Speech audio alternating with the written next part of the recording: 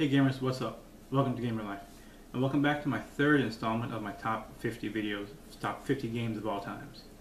So without further ado, let's start back up. Number 30 is Clash of Cultures.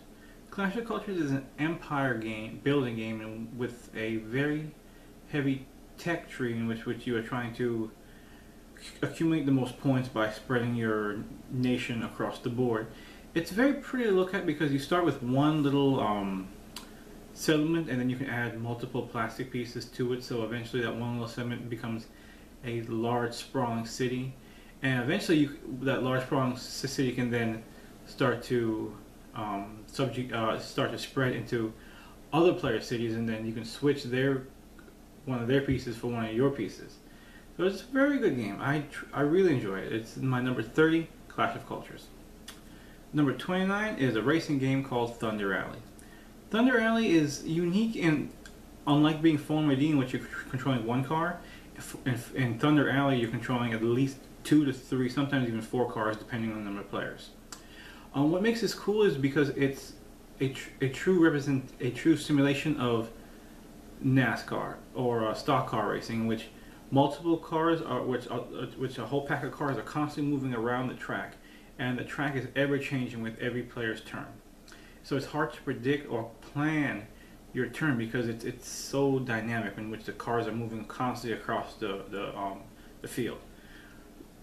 And there is a little bit of chaos to that because of the constantly moving pack. But I really do enjoy it. It doesn't have the same sense of speed as Formula D, but I enjoy the teamwork aspect of it. So that's my number 29, Thunder Rally.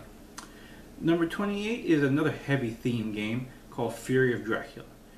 Fury of Dracula pretty much takes the book or the movie Bram Stoker's Dracula. I don't really know which one it's based off of, but it doesn't really matter because I'm talking about the game Fury of Dracula. The board game is pretty much a deduction game, kind of like what's the other one? Scotland Yard, in which one player is playing the main antagonist and trying to hide or escape from the other players, while so the rest of the players are trying to find Dracula and trying to figure out ways out, while Dracula is constantly laying down traps and trying to escape trying to escape detection from the other players.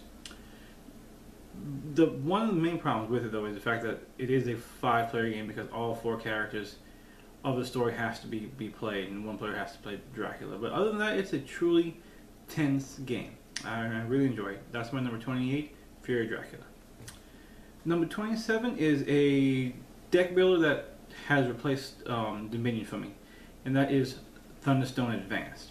Thunderstone Advance takes Dominion and brings it to that next level, which incorporates the dungeon crawling aspect to it, and also in which you can level up your heroes and have different heroes for in different plays. And when you mix it with the Numenera expansion, it makes it even more unique. And I truly enjoy it. So that's my number 27, Thunderstone Advance.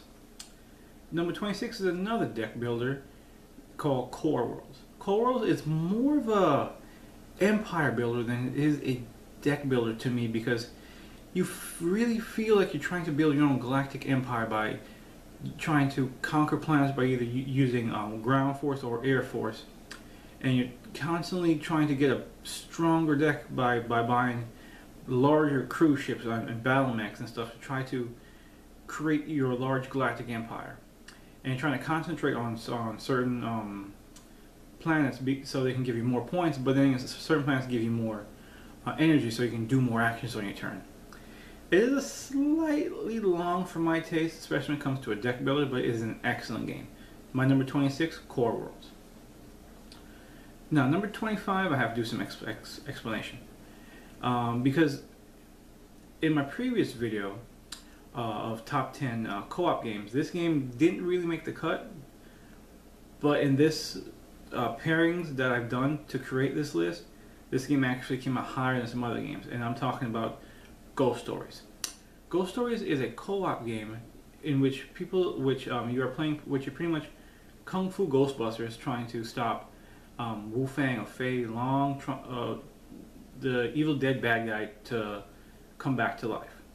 So all four players are martial arts specialists trying to stop the rising dead.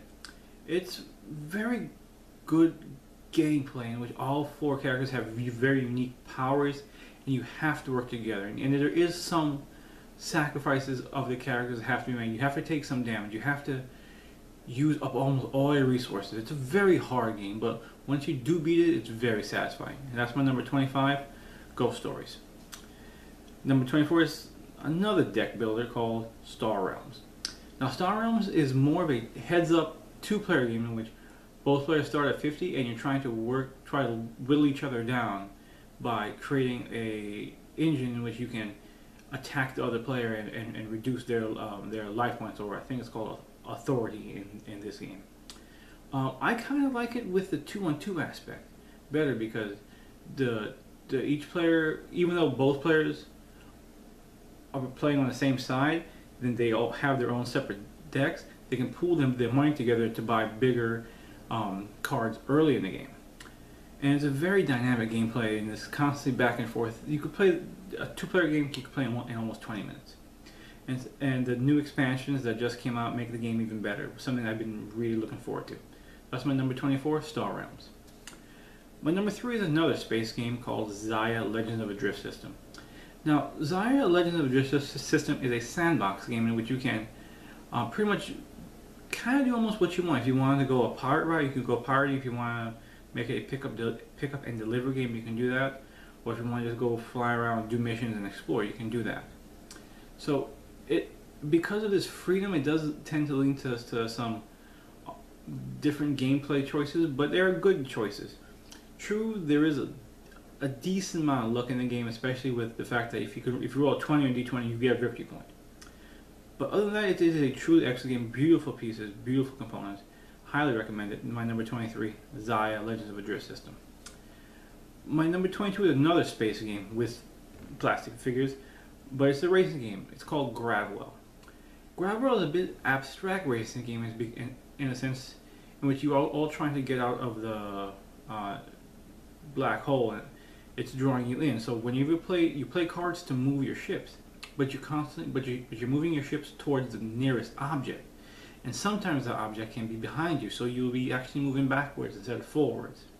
The game has an excellent catch-up mechanic because of this.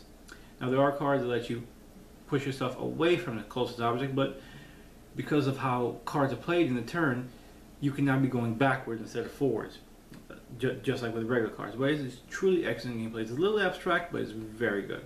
My number 22, Grabwell. And number 21, it is the first game I've ever kickstarted. That's Battlecon, whether it be Battlecon War of the Indines or Devastation of the Indines. Battlecon is a two-player card fighting game in which you're taking two cards, one base and one style, and put them together to form an attack to throw against your opponent. The system has a lot of characters. Every character is unique and drastically different from all the other characters.